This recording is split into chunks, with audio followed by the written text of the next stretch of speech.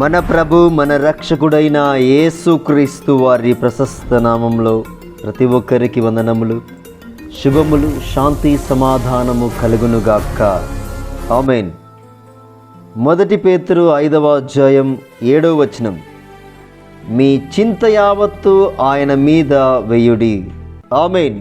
దేవుని పరిశుద్ధ నామానికి మహిమ కలుగునుగాక. ఈనాడు దేవాతి దేవుడు ఈ వాగ్దానం ద్వారా మనందరితో మాట్లాడుతూ ఎవరైతే బాధపడుతున్నారో, ఎవరైతే భారముగా మోస్తున్నారో ఆ యొక్క చింత యావత్తును కూడా ఆయన మీద మోపమని చెప్తున్నాడు. దేవునికి స్తోత్రం కలుగునుగాక. మరి కొన్ని మాటలు మనము మార్కు సువార్త నుంచి 4వ అధ్యాయంలో 35వ వచనం నుంచి కొన్ని మాటలు మనము ధ్యానం చేద్దాం. ప్రియమైన దేవుని బిడ్డలారా, ఆ దినమే సాయంకాలమైనప్పుడు ఆయన అద్దరికి పోదమని వారితో చెప్పగా, వారు జనులను పంపివేసి ఆయనను ఉన్నపాటున చిన్న దోణిలో తీసుకుని పోయిరి. ఆయన వెంబడి మరికొన్ని దోణెలు వచ్చెను. అప్పుడు పెద్ద తుఫాను రేగి ఆయన ఉన్న దోణి మీద అలలు కొట్టినందున దోణె నిండిపోయిన.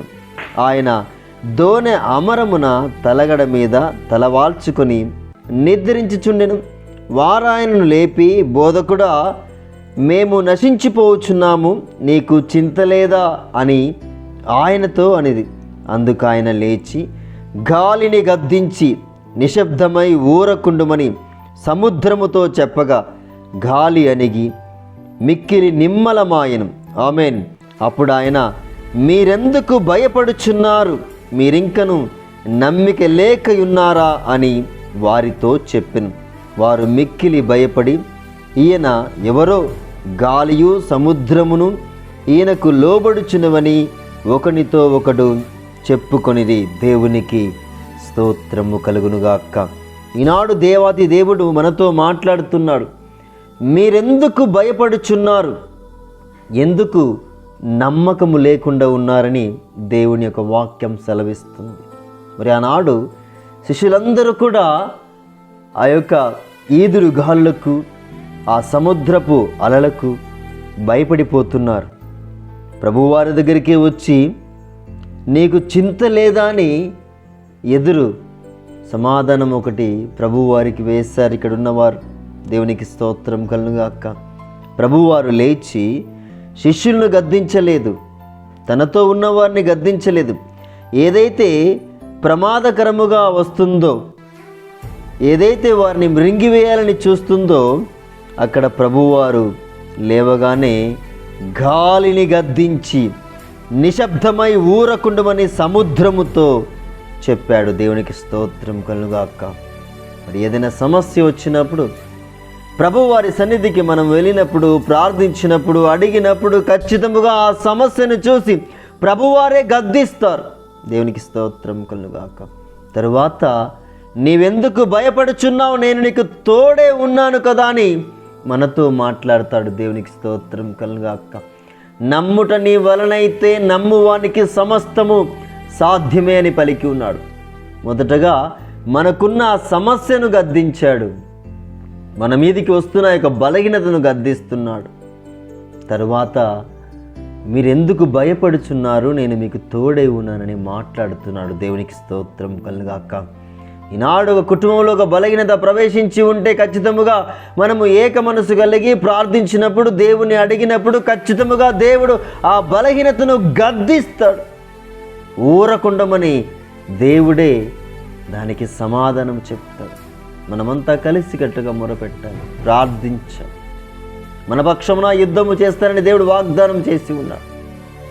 అడుగుడి మీకు ఇవ్వబడును, వెతకుడి మీకు దొరకబడును, తట్టుడి మీకు తీయబడునని పలికి ఉన్నాడు. దేవునికి స్తోత్రం కలుగుగాక. సమస్తము ఎరిగినవాడు, సమస్తము చేసినవాడు. నీ నా జీవితంలో దేవుడు గొప్ప కార్యము చేయడానికి ఈ దినము నీతోను, నాతోను, మనతోనూ మాట్లాడుతున్నాడు. దేవునికి స్తోత్రం కలుగుగాక. మీ చింత యావత్తు ఆయన మీద వేయమని చెప్తున్నాడు. దేవునికి స్తుతి కలుగునుగాక. ఈ దినం ఒక నిర్ణయం తీసుకుని ఏదైనా సరే, ఎటువంటి సమస్య అయినా సరే, ఎటువంటి గొడవ అయినా సరే, ఎటువంటి బలహీనత అయినా సరే, ఏదున్నా సరే మన చింత యావత్తు కూడా, మనం ఆలోచిస్తున్న ప్రతి ఒక్క బలహీనత కూడా ప్రభు వారిపై మరి మోపినప్పుడు ప్రభువారు మనకు సహాయము చేస్తాడు. ఇక్కడ వాక్యమే సెలవిస్తుంది, మీరెందుకు భయపడుచున్నారని. దేవునికి మహిమ కలుగుగాక. మనము ఎవరికి భయపడక ప్రభువారికి సాగిలపడి ప్రార్థించే బిడలుగా, ఆయన ఆత్మను పొందుకునే బిడలుగా అభిషేకించమని ప్రార్థన చేద్దాం. పరిశుద్ధుడా, మహాకృపగలిగిన తండ్రి, గొప్ప దేవ, ప్రభువానికి వందనాలు, వేలాది స్తుతులు, స్తోత్రాలు తండ్రి. ప్రభా, ఈ దినము గొప్పగా మీరు మాతో మాట్లాడి ఉన్నారు తండ్రి. మీకు వేలాది కృతజ్ఞతలు చెల్లిస్తున్నాం. దేవానికి స్తోత్రం. అవును ప్రభా, మీ చింత యావత్తు ఆయన మీద వేయమని నీ వాక్యం సెలవిస్తుండగా ఈ దినం మాతో మాట్లాడుతూ మేము ఆలోచిస్తున్నా, మేము ఆర్థిక సమస్యలతో పోరాడుతున్నాం, అనేకమైన అనారోగ్య సమస్యలతో పోరాడుతున్నాం. ప్రభా, మా యొక్క చింత యావత్తు నీ మీద మోపుతూ ప్రభా మీరే మహిమ పొందుకోమని, మీరే స్వస్థపరచమని, మీరే మా పక్షమున యుద్ధము చేస్తారని విశ్వాసంతో నమ్ముచు మా నాథుడు, మా రక్షకుడు, మీ ప్రియ కుమారుడైన యేసుక్రీస్తు అతి పరిశుద్ధమైన ఎంతో శ్రేష్టమైన నామములో యొక్క చిన్ని ప్రార్థన అడిగి వేడుకొని బ్రతిమాలుకొని పొందుకొని ఉన్నాము తండ్రి. ఆమేన్.